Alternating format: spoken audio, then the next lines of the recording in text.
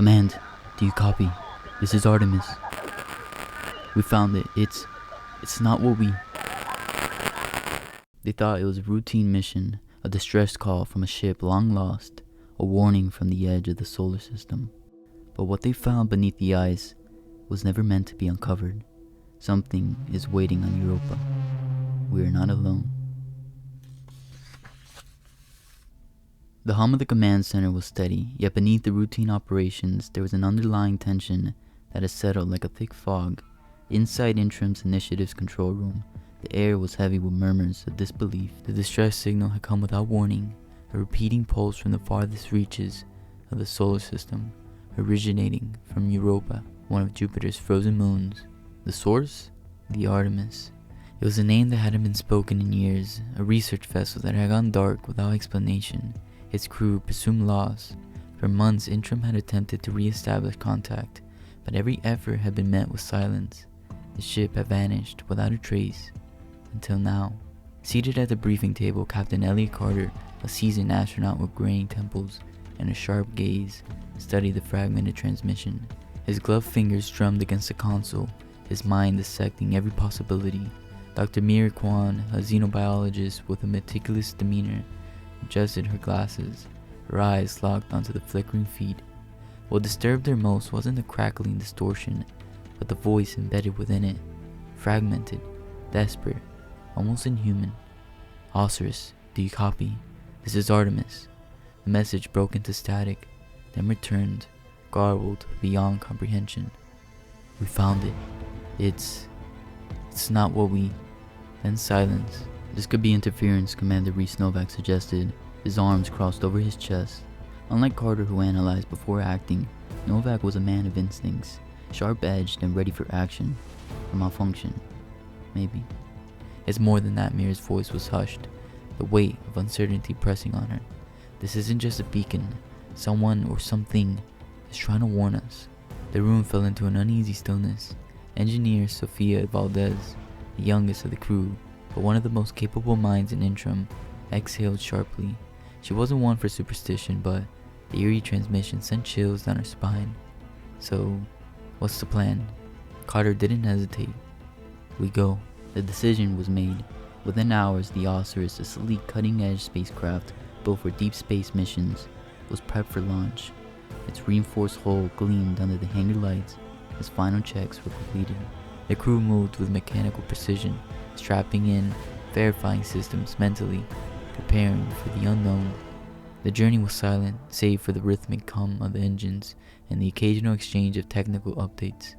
As they neared Europa, Jupiter loomed in the viewport, a swirling giant of storm-racked chaos.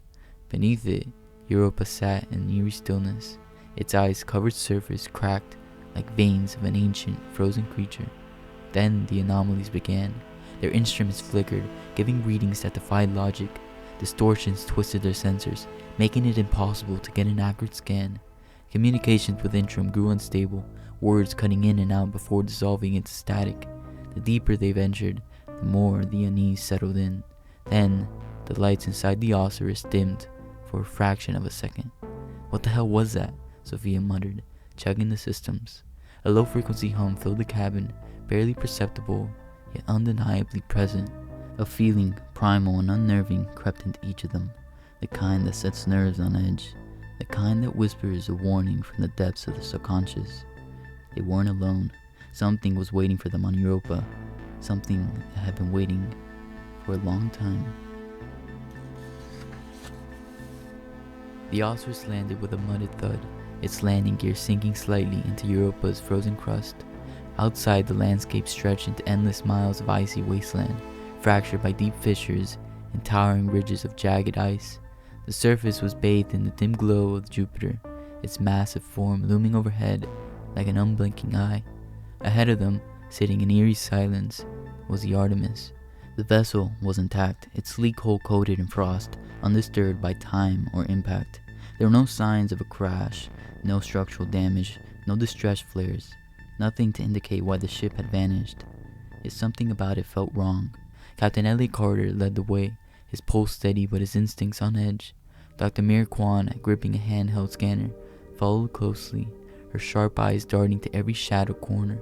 Commander Reese Novak moved with a tense readiness, his gloved fingers brushing over the holster of his sidearm, while Engineer Sofia Valdez trailed behind, her breath fogging inside her helmet. The airlock opened with a reluctant hiss, the stale atmosphere inside rushing to meet the frozen air outside. The crew stepped into the darkness of the Artemis. The ship was silent, too silent. Even with the power down, the pressure was still stable, allowing the crew to take off their helmets. There's a distant hum of backup systems going on in the background, with the occasional flicker of emergency lights. But the corridors were still, no movement, no sound, just the oppressive, suffocating weight of emptiness. There should be bodies, Reese muttered, his voice barely above a whisper. Signs of struggle, a hull breach, something. There was nothing. No crew, no signs of battle, no blood. Just empty corridors stretching into blackness, as if the ship had simply swallowed its inhabitants whole. Mira's fingers traced a set of scratches along the inner wall of the hallway, long, uneven, almost claw-like, not the precise grooves of a tool or mechanical malfunction. Organic. Something had made these. I don't like this, she said, voice hushed. No one does, Carter replied, moving forward. Let's find out what happened. In the command center, Sophia got to work restoring power. The others spread out, combing through the logs. The Artemis's last transmissions were fragmented, erratic, reports of anomalies beneath the ice, readings that defied explanation. Excitement had given way to confusion. Confusion had turned to fear. Then they found the final log entry. The moment Sophia re-established auxiliary power, the ship's overhead lights flickered in stickly intervals. A low, garbled voice crackled through the speakers. They're already here. They look just like us. A scream followed, cut short. The recording ended. A deep, gut-wrenching silence filled the room. Mira's breath hitched. They look just like us? Carter's jaw tightened. He turned to Reese, sealed the airlock, but before anyone could react, the ground beneath them trembled. A low groan rumbled through the ship's frame, reverberating through the ice beneath their feet. The tremor grew, small fractures forming in the frozen landscape outside. Through the ship's viewport, it watched as the cracks spread, splintering outward like veins. Something stirred below, something woke up, and they weren't alone anymore. The tremors hadn't stopped. They pulsed beneath the surface, subtle but relentless, like the steady rhythm of a heart beating beneath frozen flesh. The crew had no choice but to go deeper. If there were answers to be found, they weren't aboard the Artemis. They were hidden beneath the ice. Ossers had been designed for extreme environments, its reinforced hull capable of withstanding immense pressure. In silence, the ship descended into the black abyss of Europa's subsurface ocean, where no sunlight had ever reached. Through the thick viewport, nothing but darkness greeted them, the icy ceilings above sealing them inside a void untouched by time. The deeper they went, the more unnatural it felt. Despite the crushing depths, there was light below, an eerie, bioluminescent glow emanating from fissures in the ice, pulsating like slow, breathing embers. As the Osir's floodlights illuminated the landscape, it revealed something that sent a wave of unease to the crew. Massive and ancient, not human. It was buried beneath the ice, partially submerged, its walls smooth yet fractured with age. Strange symbols, not carved but grown into the structure, pulsed faintly, reacting to their presence. It stretched beyond the range of their scanners, its architecture defying logic, spirals folding into themselves, pathways leading nowhere and everywhere at once. A ruin? A temple? A grave? A voice crackled through the comms. It was Sophia. Captain, you need to see this. Her voice was tight, barely controlled. The others rushed to where she stood, just beyond the entrance of the alien structure, staring at the chamber before her. Lining the walls in eerie, perfect rows were human bodies, hundreds of them, the crew of the Artemis. They were preserved, their faces frozen in expressions of fear and confusion, as though taken in the moments before death.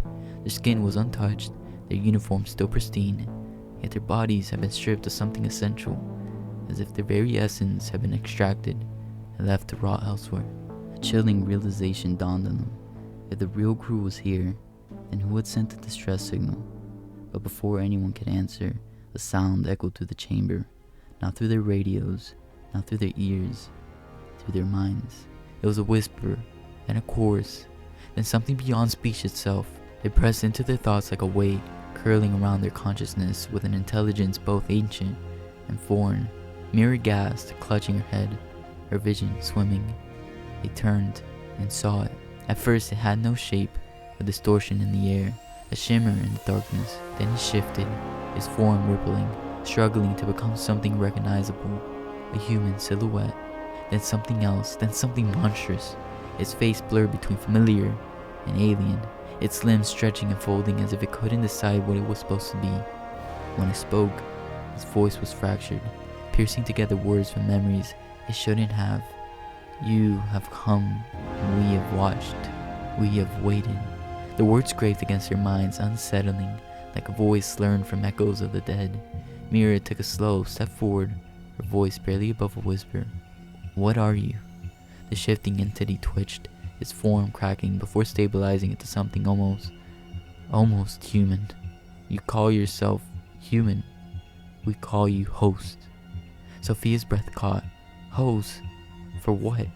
The figure's head snapped sideways unnaturally fast, its mouth, if it was a mouth, curved into something that was almost a smile, but wrong in every way. Then it whispered the truth. You did not find us. We found you. You are already part of us. The distress signal wasn't a call for help. It was bait, and they had already answered. The alien's words settled over the crew like a death sentence. You are already part of us. Mira's breath hitched as she stared into the shifting entity's form, its body twisting between human and something else. Its face flickered, at one moment familiar, at the next something impossible, distorted beyond recognition. A crawling horror gripped her as she realized why. It had been studying them, mimicking them. Captain Elliot Carter took a cautious step forward, keeping his movements deliberate. What do you mean, we are already part of you? His voice was steady, but there was a sharpness behind it, a barely contained urgency. The entity cocked its head at an unnatural angle, then spoke again, not through sound, but directly into their minds. You think you are explorers, but you are studied, observed, harvested. The realization came crashing down like a wave. This wasn't first contact. It never had been. Mira's stomach churned as the truth clicked into place. They had already been here, not just on Europa, but on Earth. Sophia let out a breath she hadn't realized she was holding. You're already there, aren't you? The entity's form shivered in response. A grotesque mockery of a grin stretched across his face. Not quite human. We are among you. Elliot clenched his fist. How long? The entity twitched violently, its form cracking like fragile glass before settling. Then it whispered a word that sent ice through Elliot's veins. Decades. No one spoke. That meant that world leaders, politicians, military officials, corporate executives, anyone with influence could be one of them. Mira pressed a hand to her mouth. It's not an invasion, her voice trembled with the weight of understanding. It's a replacement, and it had already begun. A cold dread settled into Elliot's gut. They had to warn INTRAM. They had to warn Earth. But the aliens knew, and they weren't going to let them leave. The attack came without warning. The moment Elliot reached for his communicator, the shifting creatures lunged. Their bodies stretched, warped, and expanded, becoming something entirely inhuman. Tendrils forming, limbs splitting apart, mouths appearing where they shouldn't be. Commander Reese Novak barely had time to react before one of them slammed into him, throwing him against the ice-coated wall. A sharp pain shot through his ribs, but he ignored it. He rolled, drew his sidearm, and fired. The bullet tore into the creature, but it didn't bleed. It only shuddered, its body rippling as though it was reforming itself. Sophia and Mira scrambled toward the terminal, inside the alien structure, working frantically to amplify a transmission back to INTRAM. Their fingers flew across the controls as static hissed through the radio, struggling against interference. Elliot fought his way toward them, dodging another swipe from one of the creatures. His heart pounded. They had to get the warning out. Come on, come on. Mira gritted her teeth as she rerouted the power. Just a few more seconds. Reese roared as he tackled one of the creatures, wrestling against its grotesque limbs.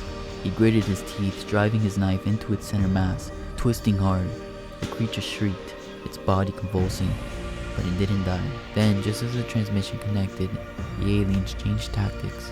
One of them staggered backward, not injured, but shifting, its form twisted, shrinking, refining, solidifying.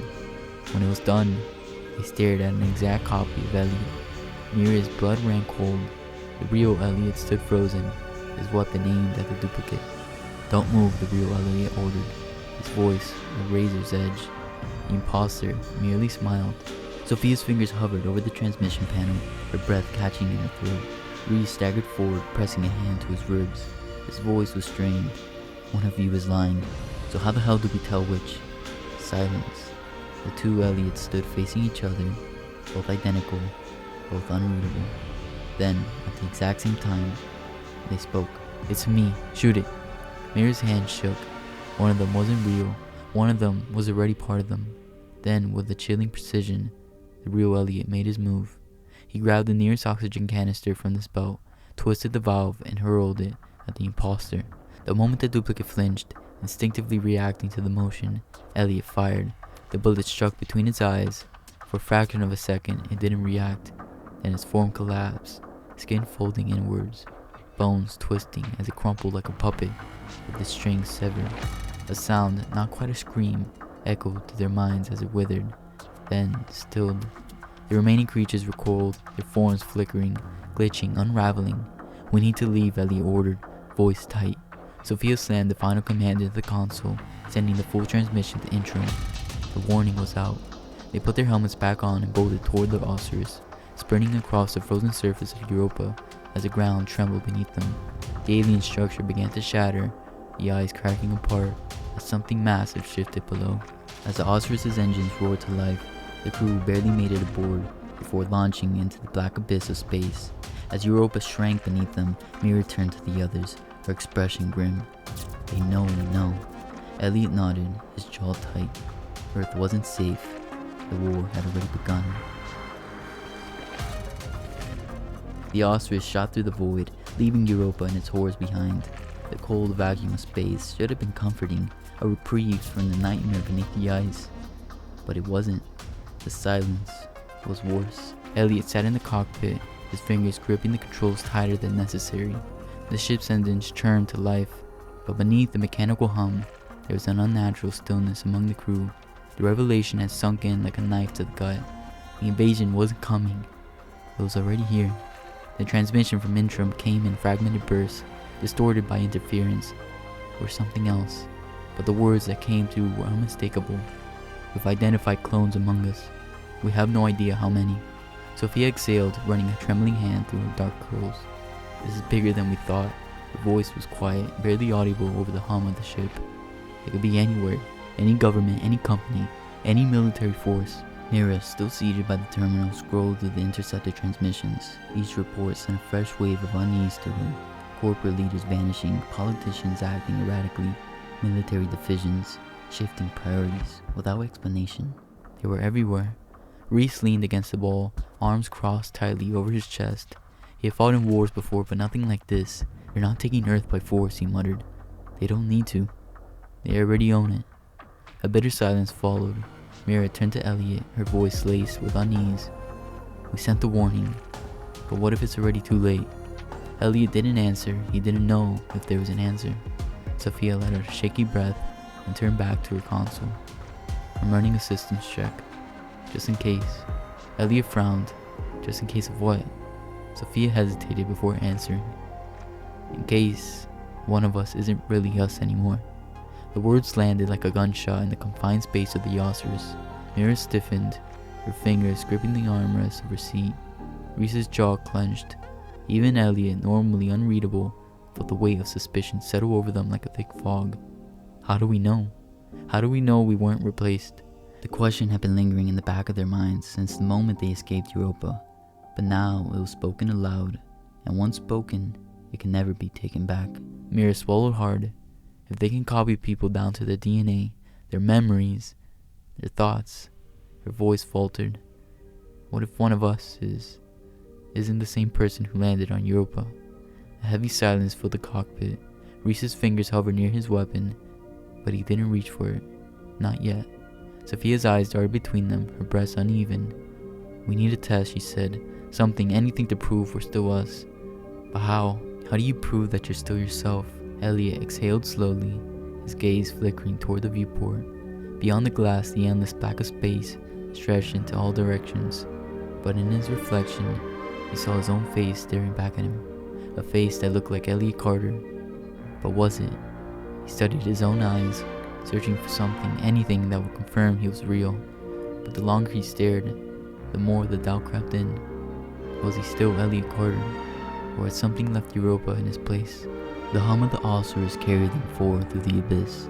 The stars burned in distant silence, and as they sped toward Earth, toward an uncertain war, one final thought pressed into Elliot's mind, sinking in its claws deep into his consciousness. What if the invasion didn't end when they left Europa? What if it left with them?